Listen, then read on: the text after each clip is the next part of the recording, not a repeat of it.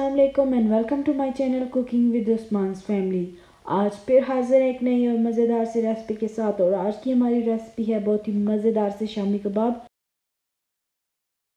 तो चलें शुरू करते हैं। सबसे पहले मैंने लिया है यहाँ पे आधा किलो गोश्त है मेरे पास मटन का, और उसे मैं बॉईल करने के लिए मैंने रख दिया है। पानी लिया है तकरीबन मैंने 1 लीटर, उसमें मैंने ये गोश्त डाला है। साथ ही साथ मैंने एक अदद दरमियानी साइज़ की प्याज जो है वो डाल दिया है।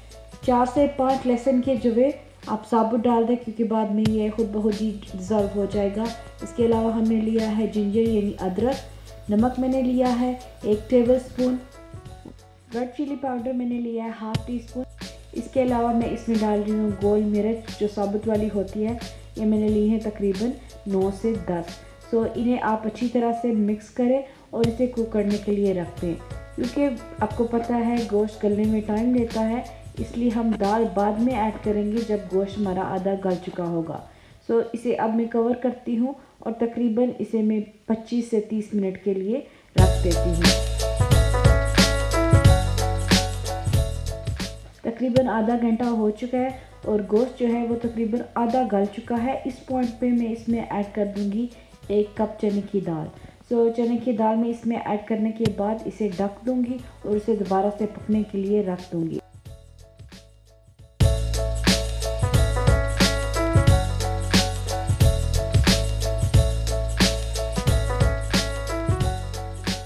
तो इस स्टेप पे आप देख सकते हैं दाल गल चुकी है और साथ ही साथ गोश्त भी गल चुका है। सो अभी हमने मज़ीद थोड़ा सा इसे कुक करना है ताकि पानी थोड़ा सा ड्राई हो जाए। सो दाल का पानी ड्राई हो चुका है। अब मैंने उसे निकाल के ठंडा कर लिया है। अभी हमने इसे पीसना है। अभी पीसने के दौरान मैं इसमें ऐड करूँगी हरी मिर्चें, हरा धनिया और साथ ही साथ गरम मसाला। अगर आपके पास फूड प्रोसेसर नहीं है तो आप उसकी बजाय से हावन दस्ते में या फिर सिलबट्टे पे अच्छी तरह से पीस सकते हैं।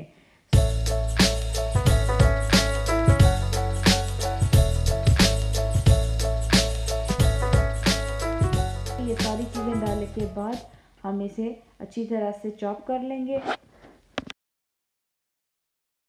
तो इसे बहुत ही अच्छी तरह से मैंने पीस लिया है। अब मैं इसका कबाब बनाने जा रही हूँ। आपको पता है शामी कबाब अमूमन साइज़ में छोटे ही होते हैं।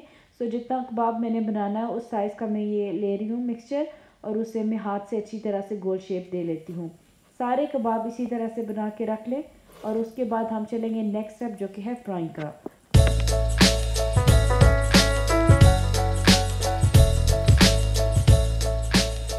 तो अब चलते हैं फ्राइंग की तरफ। यहाँ पे मैंने लिया तकरीबन आधा कप के करीब तेल और उसे गर्म होने के लिए रख दिया है।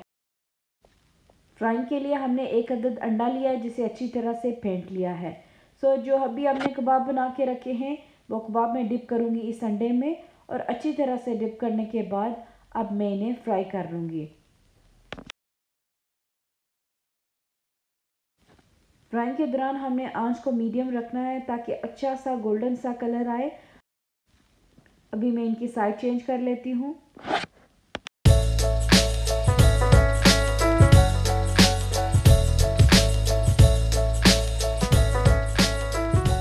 दोनों साइडों पे अच्छा सा कलर आ चुका है। अभी हमारे कबाब तैयार हैं। अभी मैं जल्दी से इन्हें निकाल लेती हूँ।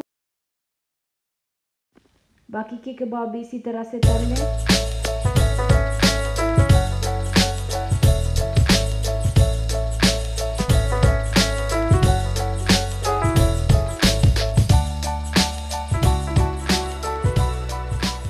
तो मज़ेदार से गोश्त के शामी कबाब तैयार है। उम्मीद है आपको रेसिपी पसंद आई होगी। अगर रेसिपी पसंद आए तो लाइक कीजिएगा, कमेंट करके बताइएगा कि रेसिपी कैसी लगी और रेसिपी शेयर कीजिएगा।